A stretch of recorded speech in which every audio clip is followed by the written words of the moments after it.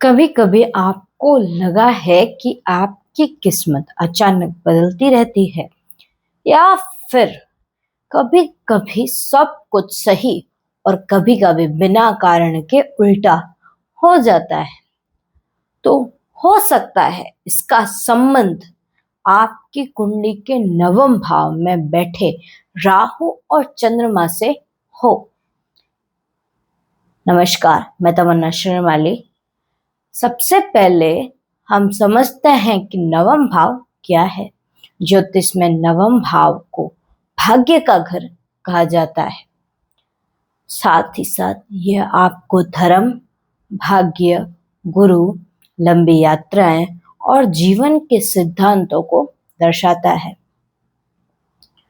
सीधे शब्दों में कहें तो यह बताता है कि आपकी किस्मत आपका कितना साथ देगी और जीवन में आपको मार्गदर्शन कहाँ से मिलेगा।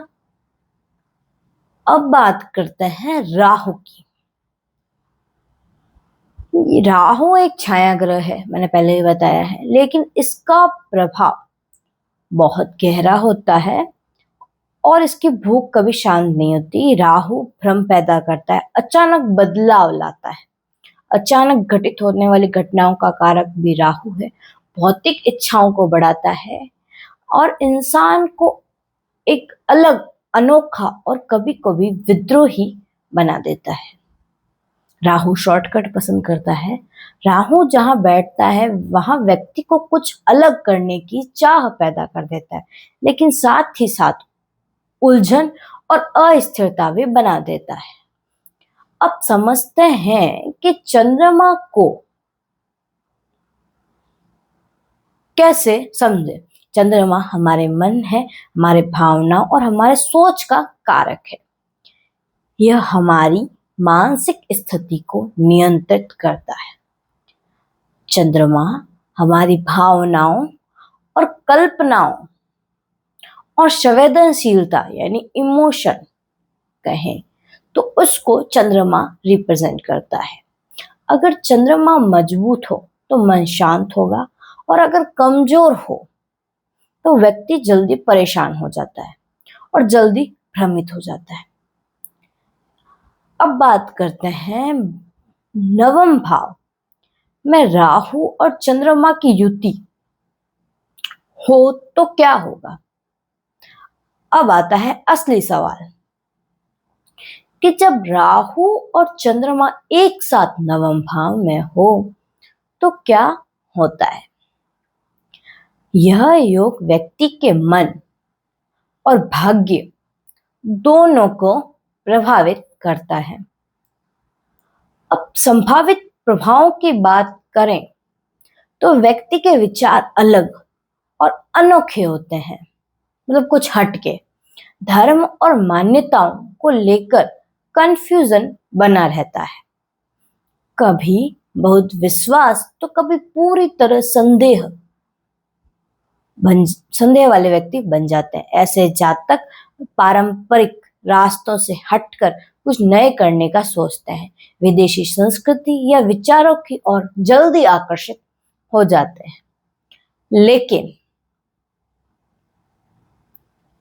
मन में अस्थिरता रह सकती है। अधिकांशतः भाग्य में उतार चढ़ाव ज्यादा देखने को मिलेगा और गुरु या पिता से विचारों का टकराव हो सकता है। अब भाग्य में उतार चढ़ाव राहु का प्रभाव है। अब मनोवैज्ञानिक असर की बात करें तो आपके मन पर क्या प्रभाव पड़ेगा। व्यक्ति बहुत ज्यादा सोचता है, ओवर थिंकर। कभी कभी ओवर थिंकिंग और चिंता बढ़ जाती है। कल्पना शक्ति बहुत तेज होती है और अब इसकी पॉजिटिव साइड समझें इस युति की तो हम ये कह सकते हैं कि यह योग, इसके कुछ विशेष अच्छे पहलू है जो ऐसे जातक अक्सर रिसर्च, अध्यात्म, नई सोच और नए पॉइंट ऑफ व्यू को जनरेट करने में बहुत अच्छे रहते हैं। जीवन में अलग पहचान बना सकते हैं। अगर सही दिशा मिले तो बहुत आगे जा सकते हैं। अब बात करते हैं उपायों की। तो ध्यान और मेडिटेशन करें, साथ ही साथ चंद्रमा को मजबूत करें, चंद्रमा को शांत रखें ताकि जीवन शैली आपकी सुचारू रूप से जारी रहे। गुरुजनों का सम्मान करें और सबसे जरूरी अपने फैसले सोच समझ के ले। अगर चंद्रमा ज्यादा प्रभावित कर रहा है तो आप मोती धारण कर सकते हैं। याद रखें, ग्रह सिर्फ दिशा दिखाते हैं, लेकिन रास्ता आपको खुद को चुनना होता है। अगर आपकी कुंडली में यह योग है तो मुझे कमेंट में जरूर बताएं। मिलते हैं अगले वीडियो में, तब तक के लिए नमस्कार।